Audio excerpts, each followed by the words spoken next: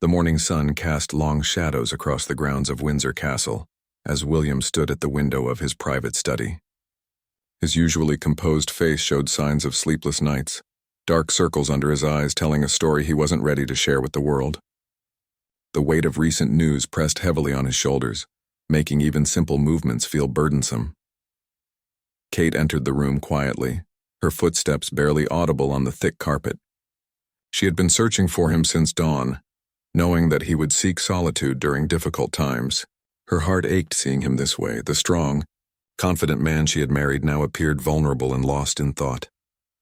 "You haven't eaten anything since yesterday," she said softly, placing a gentle hand on his arm. William turned to face her, and she could see the pain reflected in his eyes. The news they had received 3 days ago had shaken their entire world, and neither of them quite knew how to process it all. The phone call had come at midnight. William's private secretary had contacted them with urgent news that would change everything. They thought they knew about their future. The Queen's health had taken a sudden turn for the worse, and doctors were no longer optimistic about her recovery. This wasn't just another health scare. This was the beginning of the end of an era. William had always known this day would come, but knowing something intellectually and facing it emotionally were entirely different experiences. His grandmother had been more than just the Queen to him. She had been his guide, his mentor, and one of the few people who truly understood the burden of royal responsibility.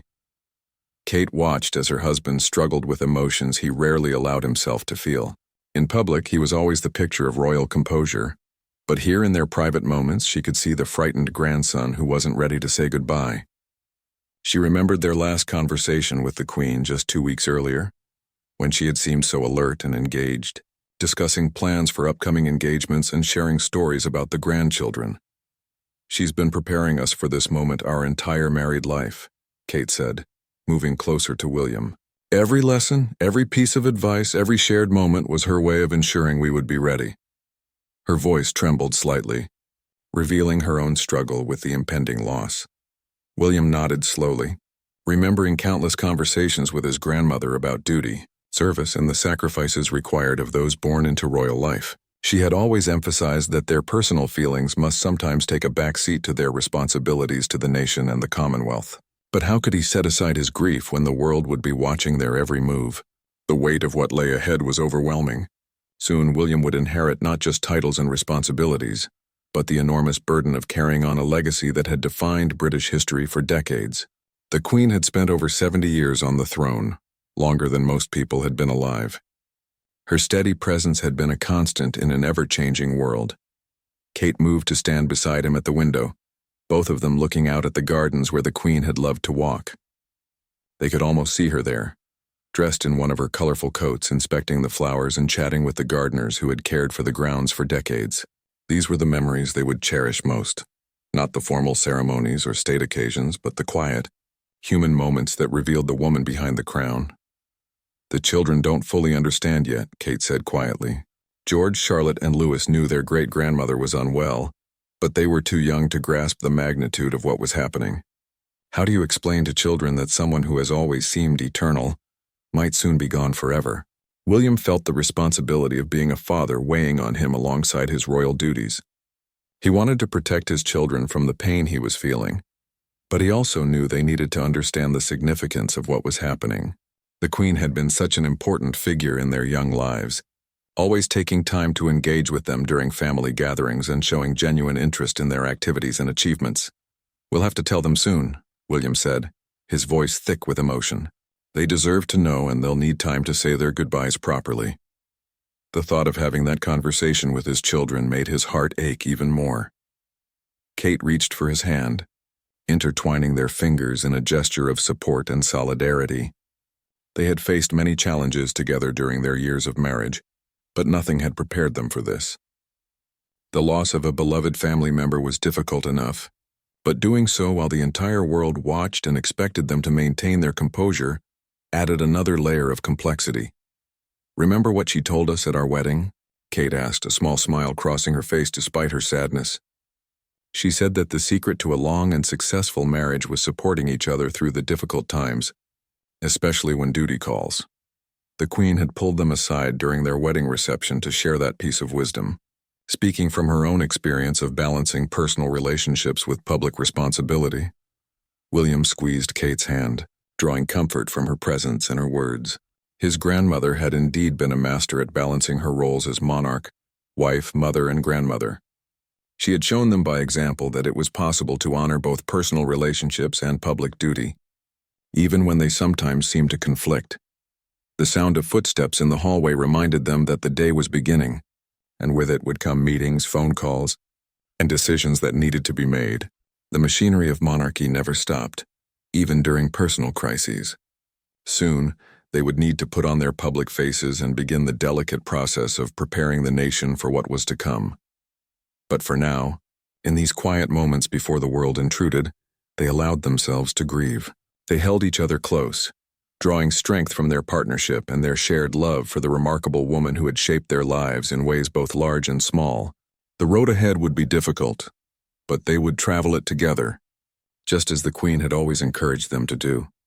Outside the window, the morning sun continued to rise, marking the beginning of what they both sensed would be one of the most challenging periods of their lives. Yet in the growing light there was also hope. Hope that they would find the strength to honor the Queen's legacy while supporting each other through the profound changes that lay ahead.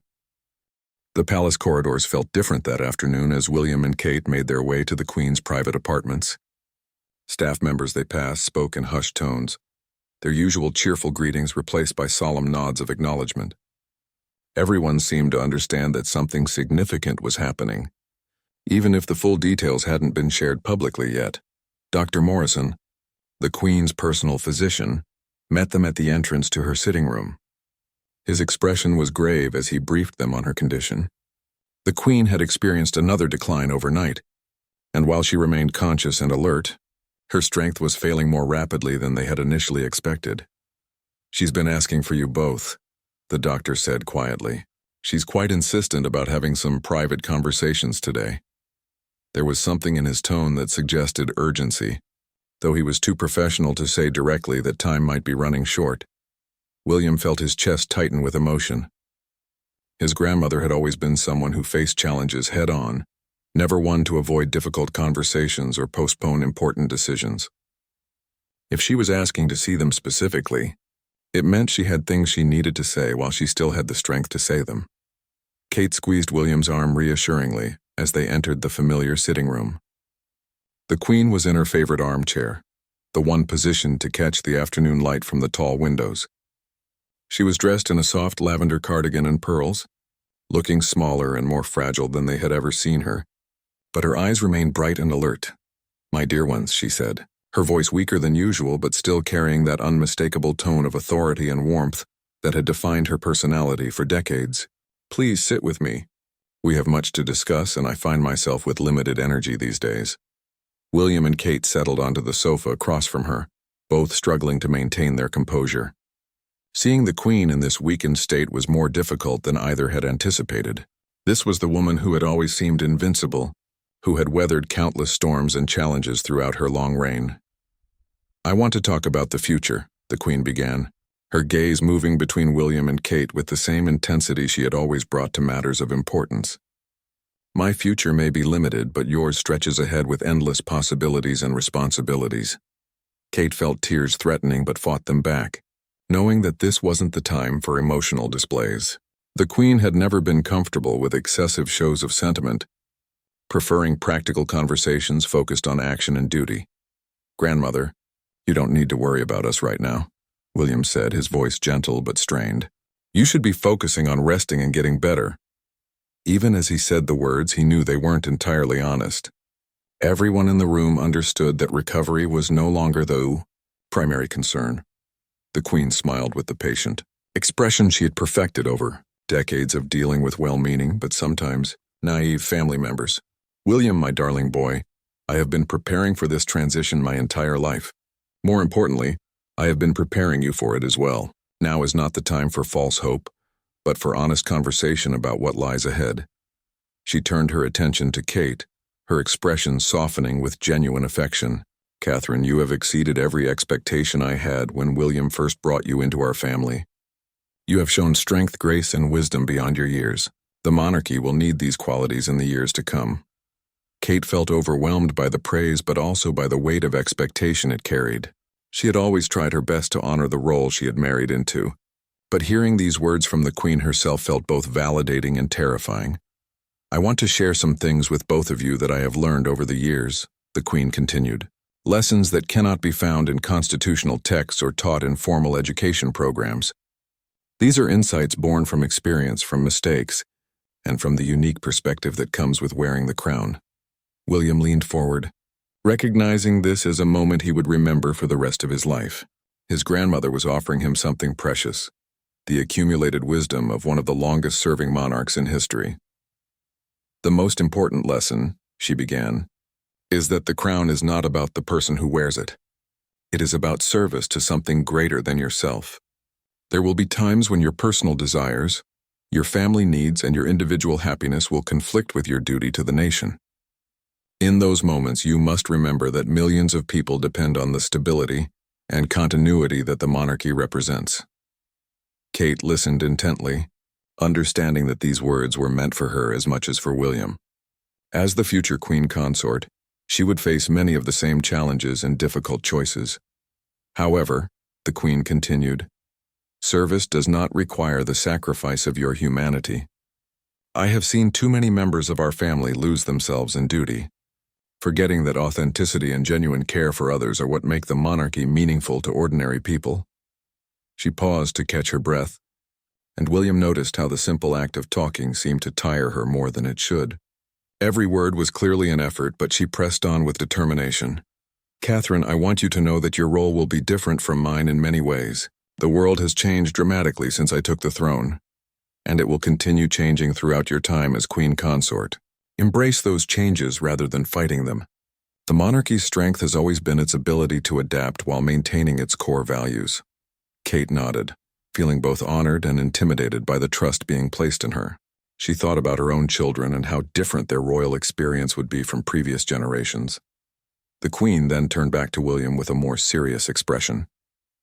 "The Commonwealth will be your greatest challenge and your greatest opportunity. These relationships require constant attention and genuine care. Never take them for granted, and never assume that historical ties alone will maintain them." William had always known that the Commonwealth would be a crucial part of his future role, but hearing his grandmother speak about it with such urgency made him realize how fragile these relationships really were. "There is something else," the Queen said, her voice dropping to barely above a whisper. "Something I need you both to promise me." She reached for a small box on the table beside her chair, her movements slow and deliberate. Inside the box was a simple gold locket that neither William nor Kate had seen before. The Queen opened it to reveal two small photographs, one of the Queen as a young woman and another of her with Prince Philip on their wedding day. "This belonged to my mother," she explained. "She gave it to me on my wedding day with the instruction to pass it on to the woman who would one day stand where I have stood. Catherine, I want you to have this not as a piece of jewelry, but as a reminder that you are part of a chain of women who have served this role with dignity and strength." Kate accepted the locket with trembling hands, overwhelmed by the significance of the gesture. This wasn't just a family heirloom. It was a symbol of continuity and responsibility that connected her to generations of royal women who had faced similar challenges. The afternoon light was beginning to fade, and all three of them could sense that this conversation was drawing to a close. The Queen's energy was clearly waning, but her satisfaction with what had been accomplished was evident in her expression. "Promise me," she said, looking at both of them with the same intensity that had characterized her entire reign, "that you will support each other through whatever comes next. The burden of the crown is too heavy for one person to carry alone." 3 days later, the atmosphere at Balmoral Castle was heavy with anticipation and sorrow. The Queen had specifically requested to spend her final days at her beloved Scottish retreat, the place where she had always felt most at peace and most like herself rather than a monarch. William and Kate had made the journey north immediately, bringing their children so they could say their goodbyes to their great-grandmother. The castle, usually filled with the sounds of family gatherings and outdoor activities, now felt subdued. Staff members moved quietly through the halls, their faces showing the strain of watching someone they had served and respected for decades grow weaker each day. Many of these employees had worked for the royal family for their entire careers, and the Queen's declining health affected them deeply. George, Charlotte, and Louis seemed to sense the gravity of the situation, even though they didn't fully understand what was happening. They played more quietly than usual and stayed closer to their parents, picking up on the emotional undercurrents around them.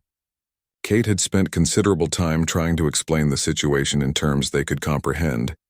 But how do you prepare children for such a profound loss?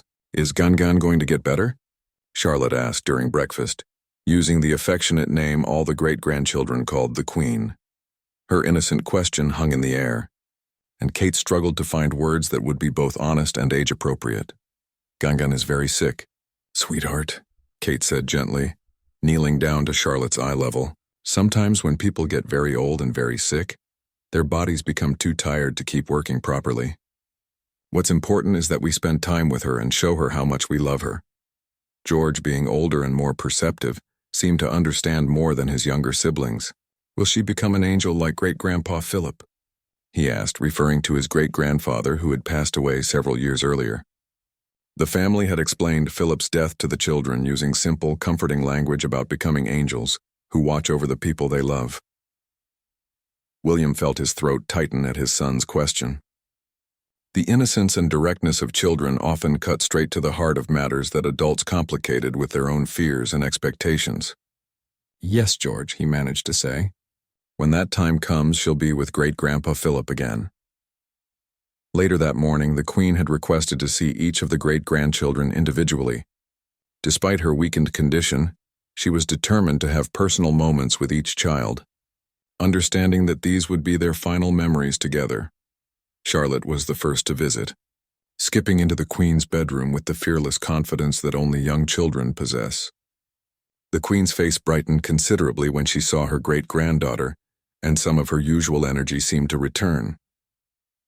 "My dear Charlotte," the Queen said, patting the bed beside her, "come and sit with me. I have something special to show you." She reached for a small jewelry box on her bedside table and opened it to reveal a delicate bracelet with tiny charms representing different Commonwealth countries. "This was made for me when I was about your age," the Queen explained, fastening the bracelet around Charlotte's small wrist. "Each charm represents a different country where people look to our family for guidance and support. Someday, when you're much older, you might help take care of these special relationships too." Charlotte examined each charm with fascination, asking questions about the countries they represented. The Queen answered each inquiry patiently, clearly enjoying this opportunity to share her knowledge and passion with her great-granddaughter. When it was Louis's turn, the youngest prince climbed onto the bed with the easy familiarity of a child who had never known his great-grandmother as anything other than a loving family member. To him, she wasn't the Queen of England.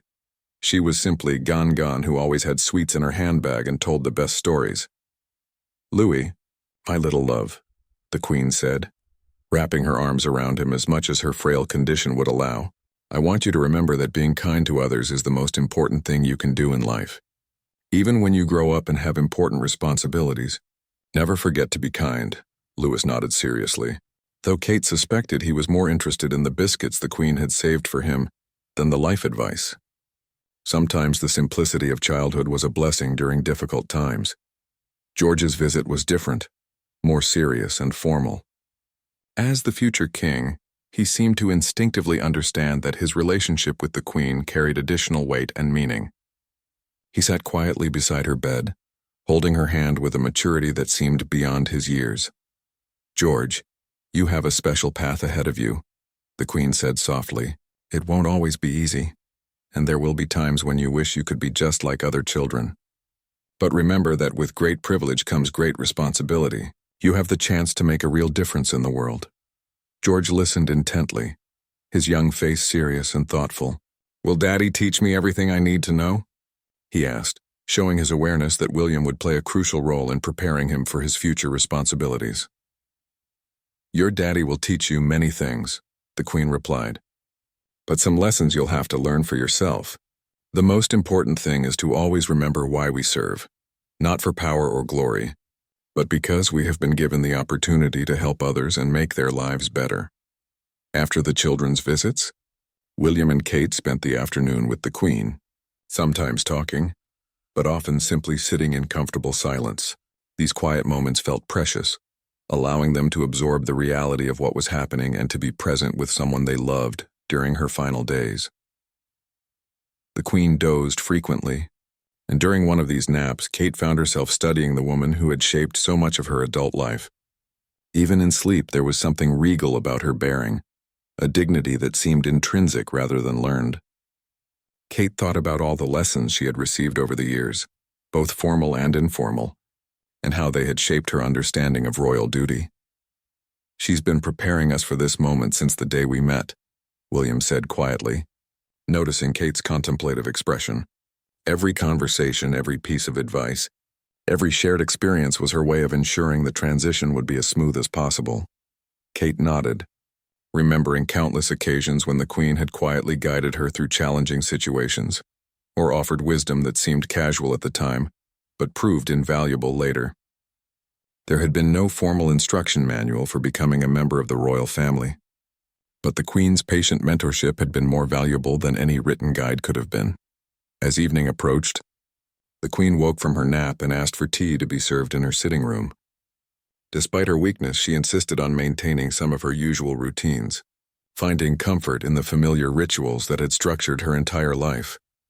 "I want to talk about the funeral arrangements," she said matter-of-factly as they settled with their tea.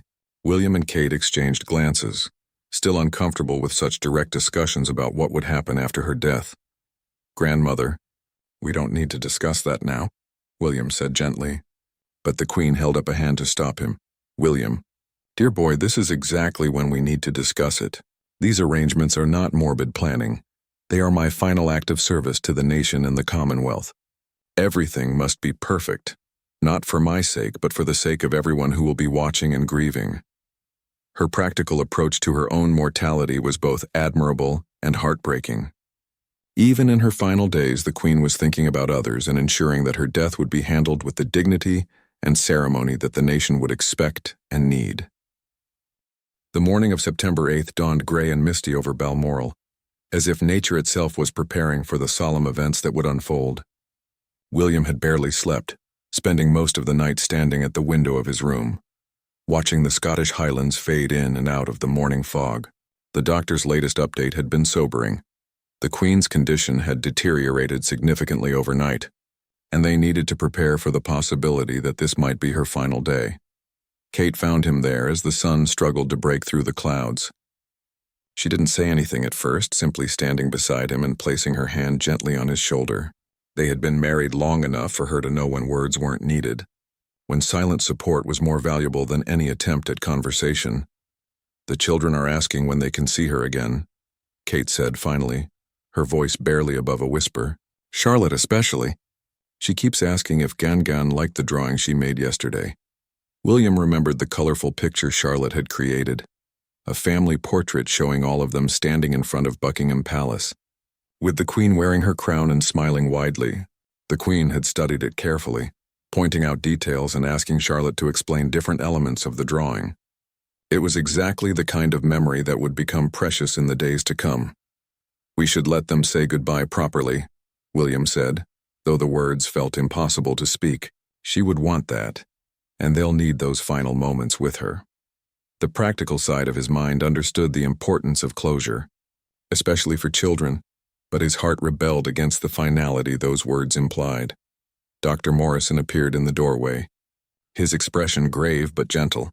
"Your Majesty," he said, addressing William with the formal title that would soon become his permanent identity. "Her Majesty is awake and asking for the family. I think it would be wise for everyone to gather now." The next hour felt like both an eternity and an instant. Family members began arriving throughout the morning: Charles and Camilla, Anne, Andrew, Edward, and other close relatives. The usually lively castle became a place of hushed voices and careful movements, as if everyone was afraid that too much noise might disturb the profound transition taking place. The Queen remained conscious, but grew weaker as the day progressed. She had always been someone who faced challenges with determination and grace, and her final hours were no exception.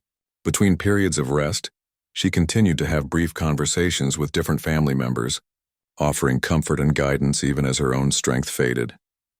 "I want the children to remember me as I was," she told William during one of their private moments together. Not sick or sad, but as someone who loved them completely and was proud of who they were becoming. Her voice was weak, but her conviction remained strong. William nodded, fighting back tears that had been threatening all morning.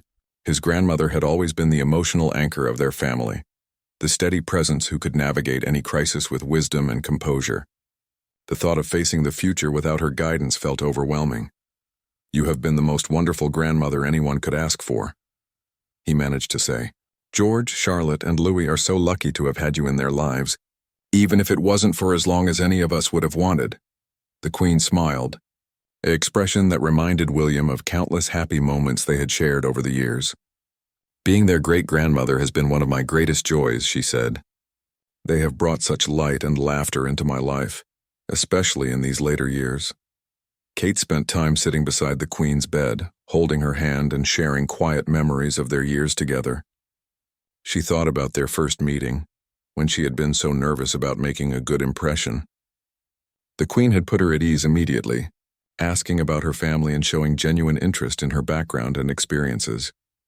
"Thank you for welcoming me so completely into this family," Kate said, her voice thick with emotion. "You made me feel like I belonged here from the very beginning." "My dear Catherine," the Queen replied, "you didn't need to earn your place in this family. William's love for you was evident from the moment he first mentioned your name. You have brought him happiness and stability that I always hoped he would find." As afternoon turned to evening, the Queen's lucid moments became shorter and less frequent. The family gathered in her bedroom, some sitting in chairs arranged around the bed, others standing quietly near the windows. The children had been brought in for a final visit earlier in the day, and now it was just the adults maintaining their vigil. The room was filled with a peaceful quiet, broken only by the Queen's increasingly labored breathing and the occasional whispered conversation between family members. Outside, the Scottish evening was settling over Balmoral, painting the sky in shades of purple and gold that seemed fitting for such a momentous occasion. William held his grandmother's hand, feeling the fragility of her fingers against his palm. This was the hand that had signed countless documents, waved to millions of people, and comforted him through difficult times in his own life. Soon, the weight of all those responsibilities would pass to his father, and eventually to him. At 6:30 in the evening, as the last light was fading from the sky, the Queen's breathing became even more shallow. The family instinctively moved closer to the bed, understanding without words that the final moments were approaching. There was no panic or drama, just a profound sense of witnessing the end of an extraordinary life.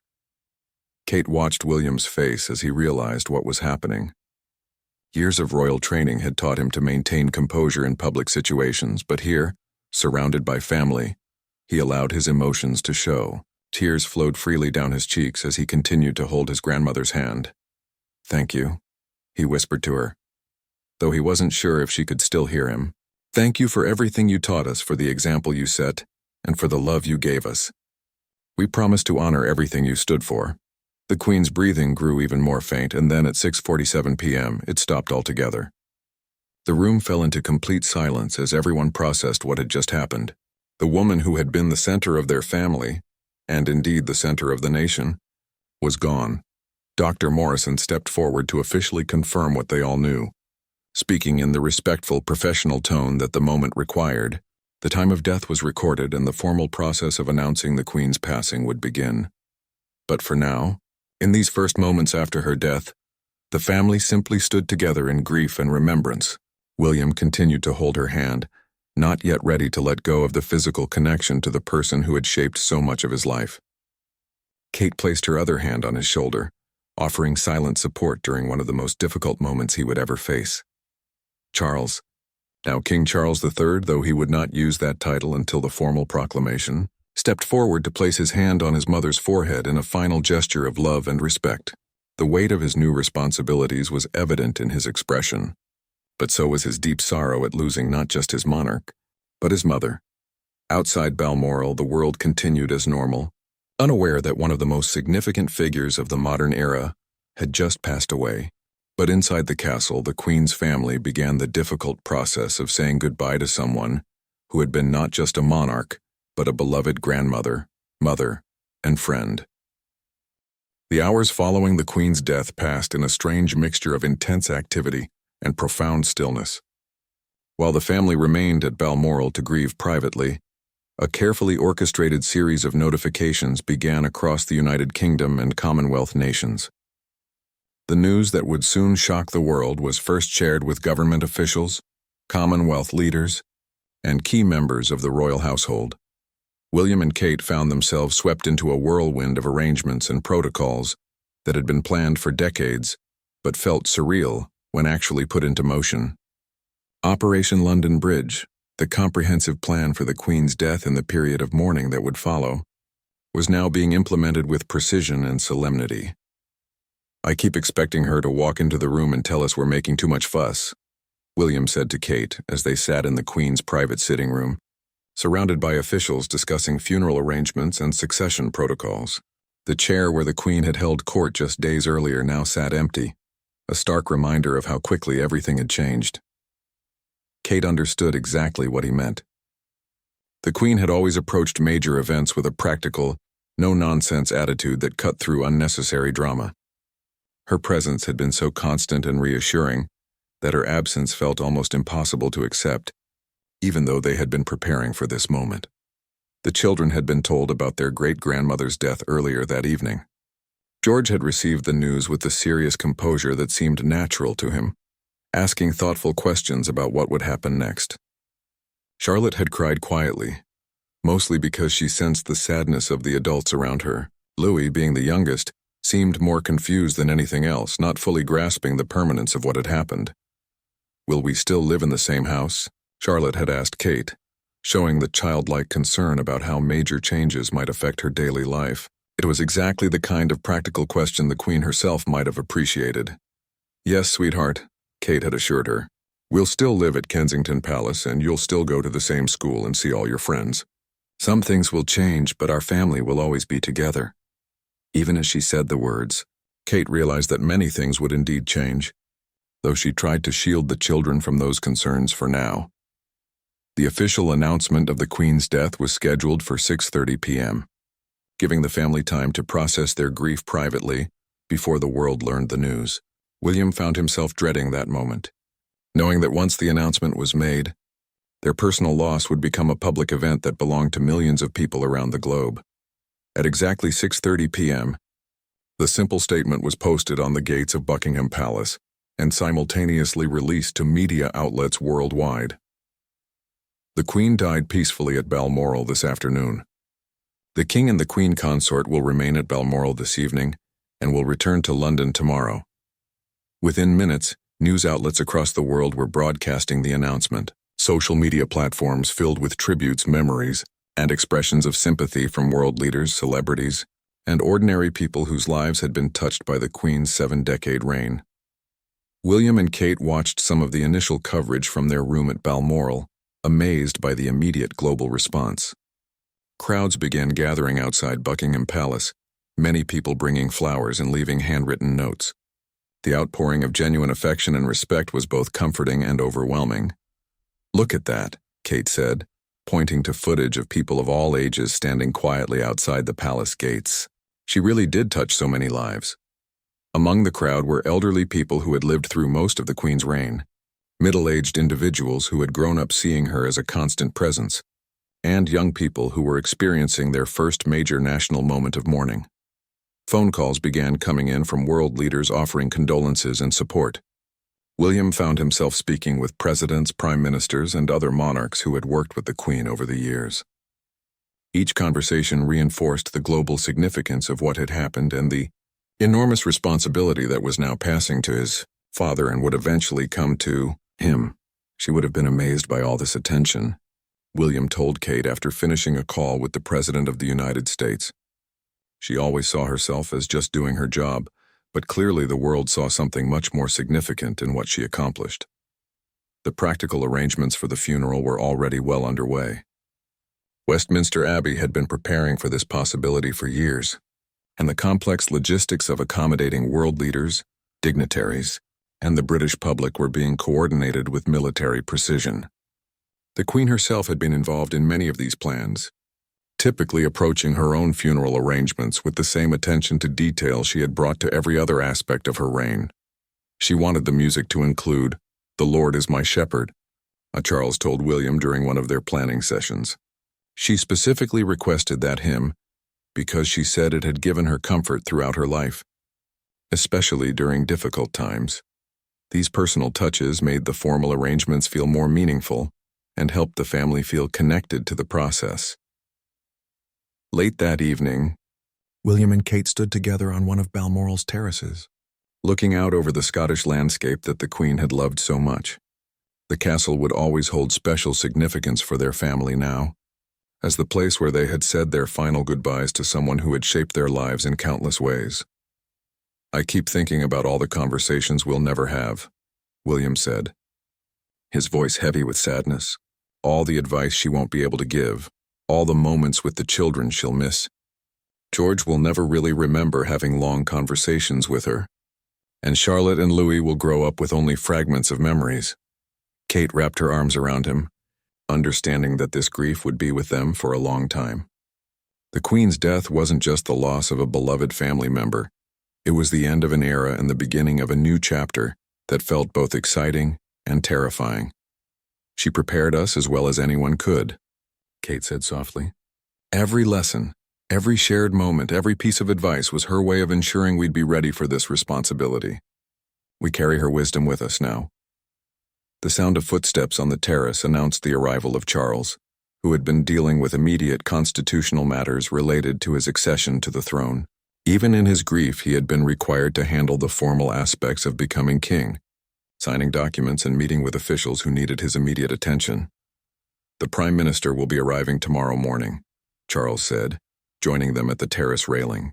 "There are decisions that need to be made about the lying in state, the funeral service, and the proclamation ceremony."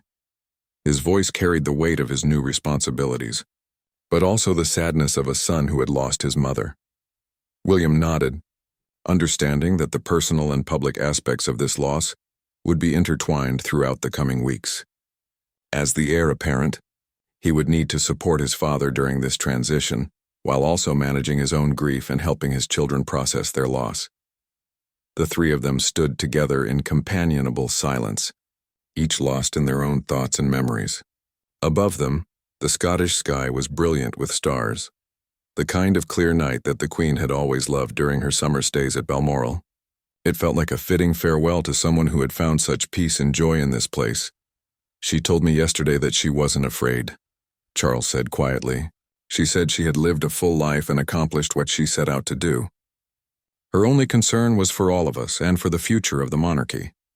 Even in her final days, the Queen's thoughts had been focused on others rather than herself.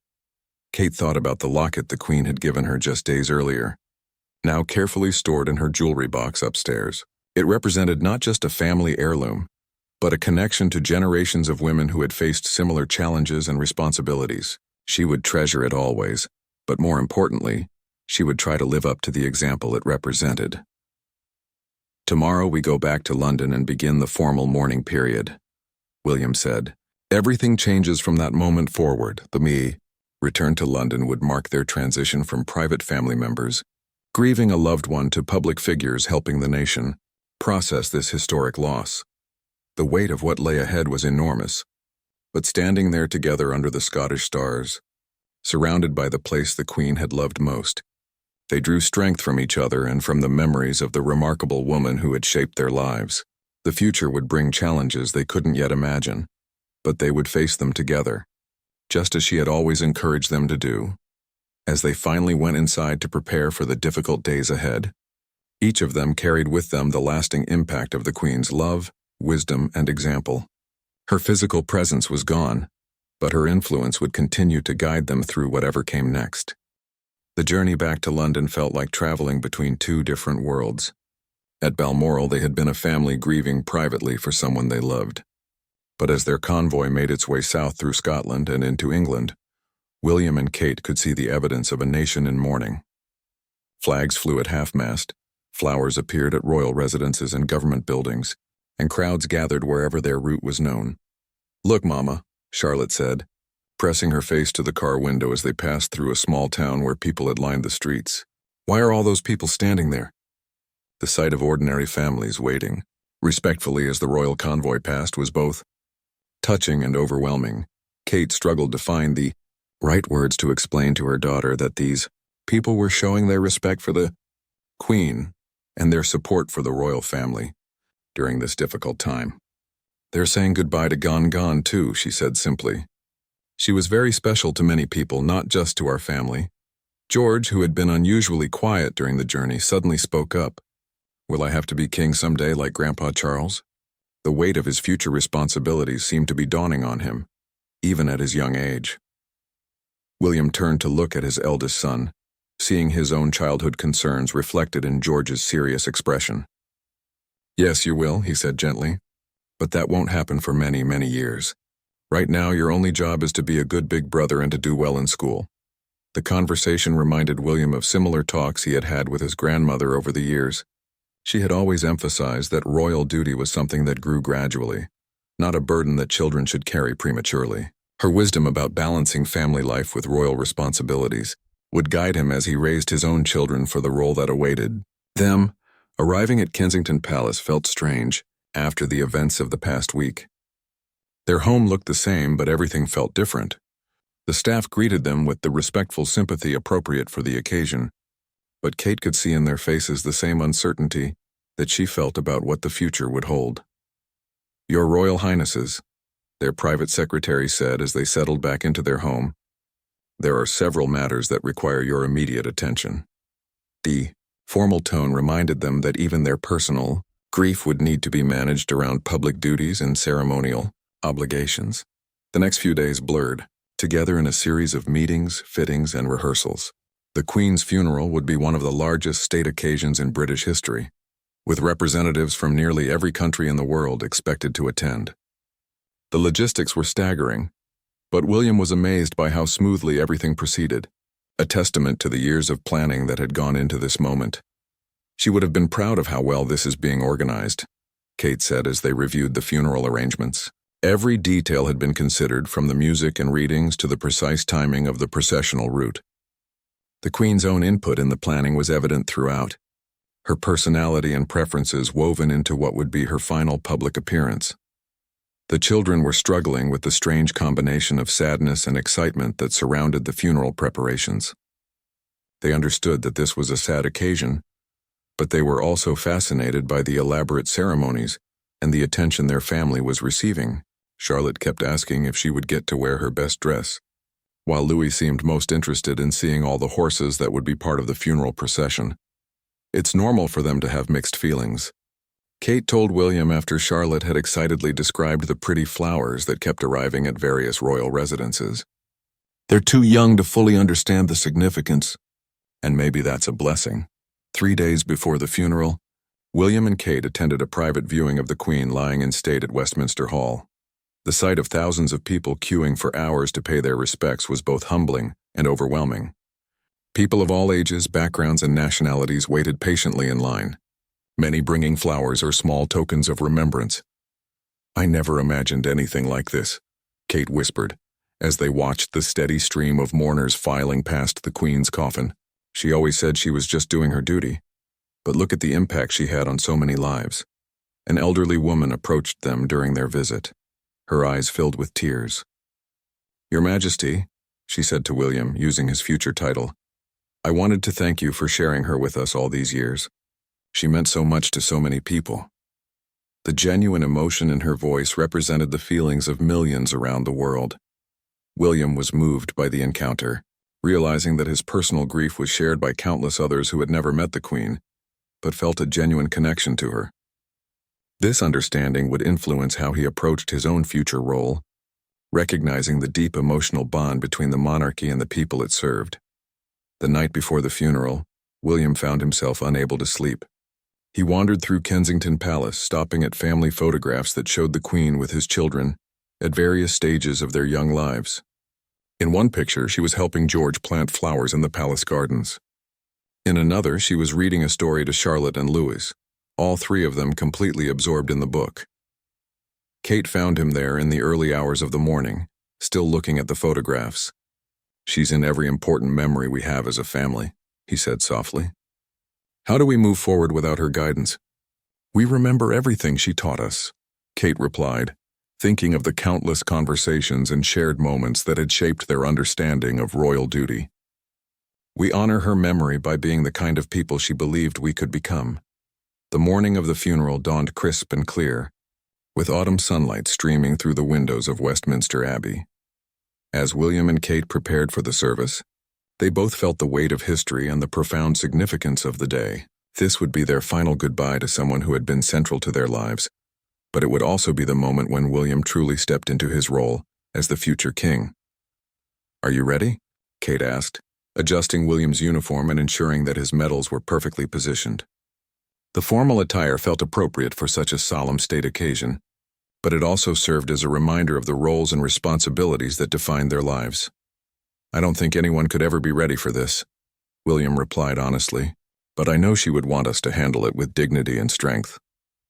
As they prepared to leave for Westminster Abbey, both of them drew comfort from the knowledge that they would face this final farewell together, supported by their love for each other and their commitment to honoring the Queen's remarkable legacy. Westminster Abbey had never felt more magnificent or more solemn than it did on the morning of the Queen's funeral. As William and Kate took their places in the front row, they were surrounded by nearly 2,000 mourners representing every corner of the globe. World leaders, heads of state, and ordinary citizens who had won places in the public ballot all gathered to pay their final respects to a woman who had touched countless lives. The children sat between William and Kate, dressed in their finest black clothing, their young faces serious and attentive. George seemed particularly aware of the gravity of the occasion, sitting straight and still throughout the service. Charlotte held tightly to Kate's hand, occasionally whispering quiet questions about what was happening. Louis, despite his young age, seemed to understand that this was an important and sad day. Staying close to his parents throughout the ceremony, when the Archbishop of Canterbury began his address, his words seemed to capture everything that the Queen had meant to the nation and the Commonwealth. She was joyful, present to so many, touching a multitude of lives, he said, his voice carrying clearly through the ancient abbey. William felt tears threatening as he listened to this public acknowledgement of the private woman he had known and loved. The music throughout the service was magnificent, with hymns that the Queen herself had chosen filling the abbey with sound that seemed to reach into every heart present. When the congregation sang "The Lord is my shepherd," William remembered the conversation with his father about the Queen's specific request for this hymn. Her faith had been such a central part of her life, providing strength and comfort through decades of service and personal challenges.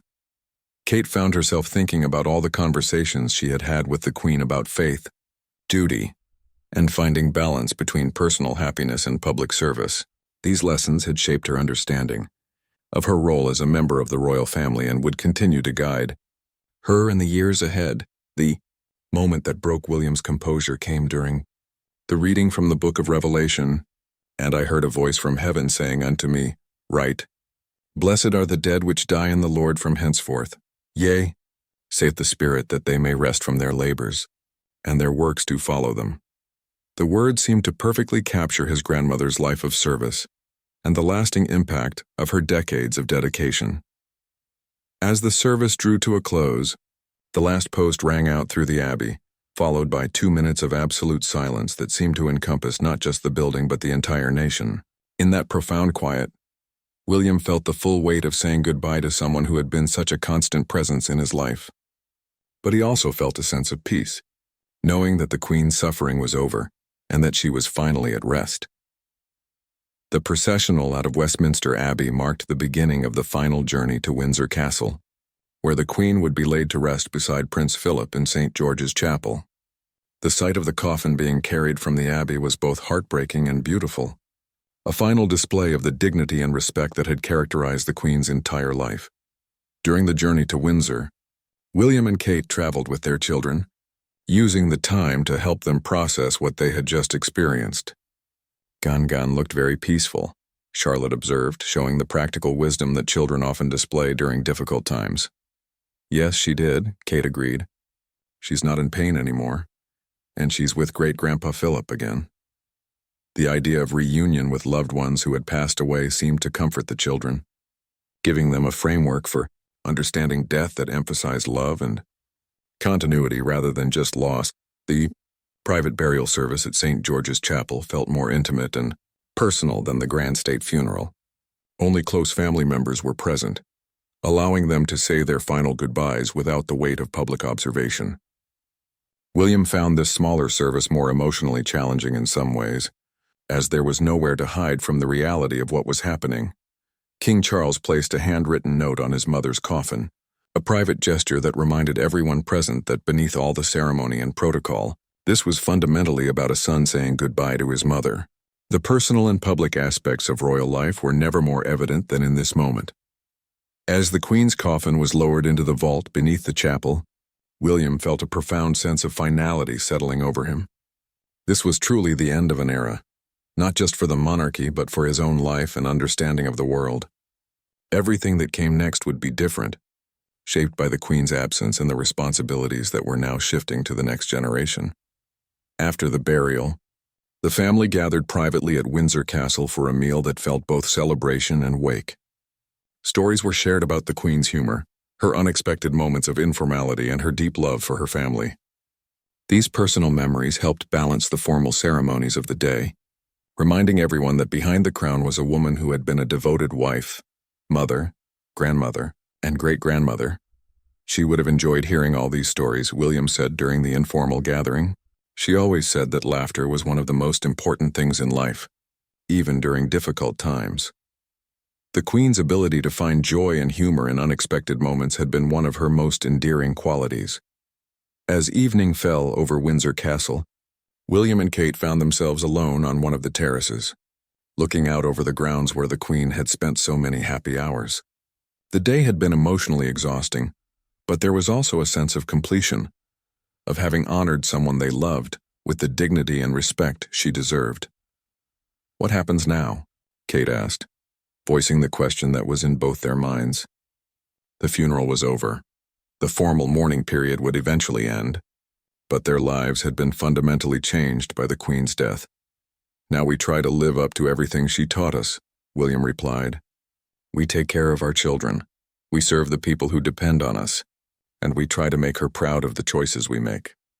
The path forward wouldn't be easy, but it was clear, guided by the principles and values the Queen had instilled in them.